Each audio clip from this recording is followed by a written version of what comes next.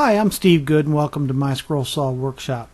What you're looking at in this video is a motorized turntable that can either be used to display your scroll saw projects in a sales booth, or in the case of what I'm going to use it for, I'm going to use it in my spray booth to have the project automatically rotate while I apply my spray finishes to it. And then also my spray booth includes a fan, so I'll use this to let the project turn while the fan blows on it to let it dry.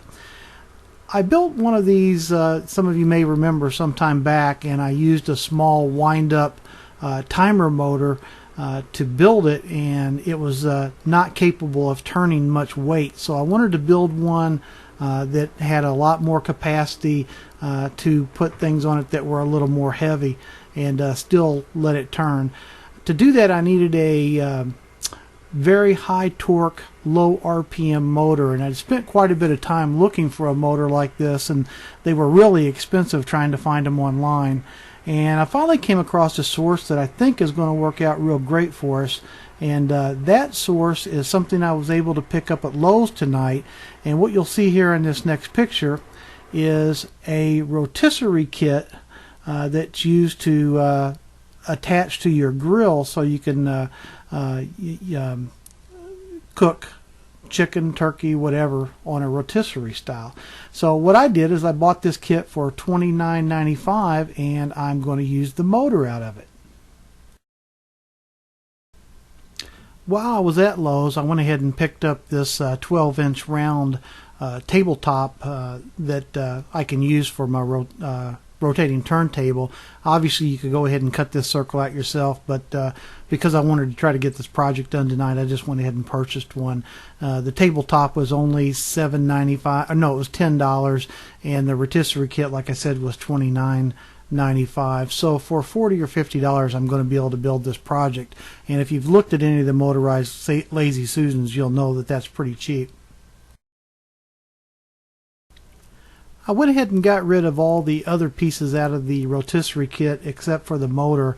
I was originally intending to use the metal spigot as the shaft that goes up into the wooden turntable, but I think I've decided to go ahead and make that piece out of wood.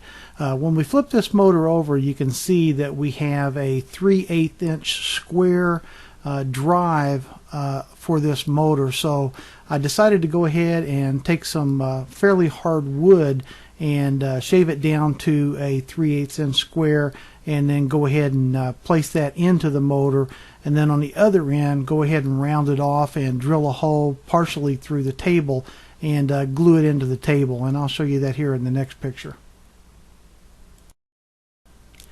Here's the wooden axle, and you can see I've already got the one end shaved down to just under 3/8 of an inch, so it would fit into the drive of the motor. And now on the other end that you're seeing sticking up here, I'm going to go ahead and round that off so I can drill a 3/16 inch hole in the bottom of the rotating table, and I'll glue it into it, and that'll be the shaft that drives the motor to the table. I found the center of the tabletop and went ahead and punched a hole in it, and also went ahead and pre-drilled, you can't see it very well in here, but I pre-drilled for the Lazy Susan attachment that we're going to put onto this. And then I went ahead and went over to the drill press, and I drilled out the center hole to fit the axle that I'm using to drive from the motor. And you can see I've gone ahead and placed that into the tabletop and glued it in and let it dry for quite a while. I'm using MDF to build the box underneath my turntable. Obviously, if you were going to use this for display purposes, you may want to use a hardwood or something that looked a little nicer. Or you could build it out of MDF and then cover it with a cloth skirt or something like that to cover this. But here is the top of the box, and you can see I've gone ahead and pre-drilled all the holes for the center shaft, and also for being able to attach this Lazy Susan that you see here bearing to the I'll actually be attaching that to the bottom of the table and also the top of the box, and you'll see that here in just a second.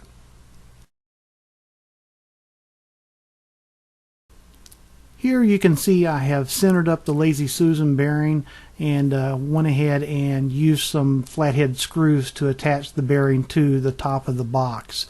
And the holes that you saw drilled in the top of the box will line up with the holes of the top of the bearing that goes on the bottom of the table. And you'll see that here in the next picture.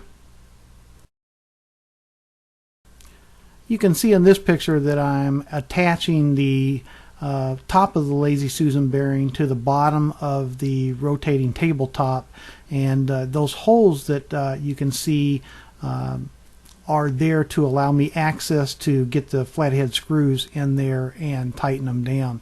You can also see here that I misjudged the center just slightly, and my axle shaft is a little off center. Luckily it didn't interfere with the rotation of the tabletop, or I would have been making some changes. Okay, at this point I was ready to go ahead and slide the shaft into the motor, and what you're seeing here is obviously the tabletop, the top of the box, and I don't have any sides, front or back to the box. And the reason I did this like this is because I needed to measure how tall the box needed to be so the shaft would fit down into the motor and the box would fit underneath the top of the box. So that's why you see this ruler here, is I'm actually measuring the height that I need to make the walls for the box. Okay, now you can see that I've gone ahead and cut out a bottom, which is also a 12 by 12 inch piece of 3/4 inch plywood, or I'm sorry, MDF. And you can see that I have the two outside walls from my box, and then I also have two interior walls, and the reason they're there is to trap the motor. I didn't want to attach the motor to the box, I just wanted it to set in there. And so what you're seeing here, these two inner walls, are simply to capture the motor so it doesn't spin, and of course it does make the top spin. I just went ahead and glued everything together because, again, this is only going to be used in my spray box, and I really wasn't looking for it to look real good. I will go ahead and cover this outboard center section with a piece, so as I spray, nothing gets into the motor, and I'll cover up that same section in the back, but I need to leave the power cord extended out the back.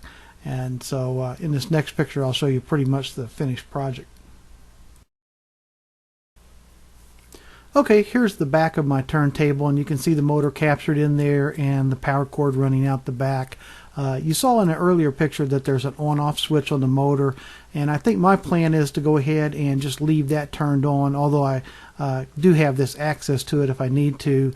And I think I will attach an on-off switch in the power cord, or maybe just plug it and unplug it when I want to use it. So there you go. There's a motorized turntable that you can either skin out to be a nice display turntable, or perhaps you can use it like I'm going to do in my spray booth to finish my scroll saw project. So the rotisserie motor has worked out really well.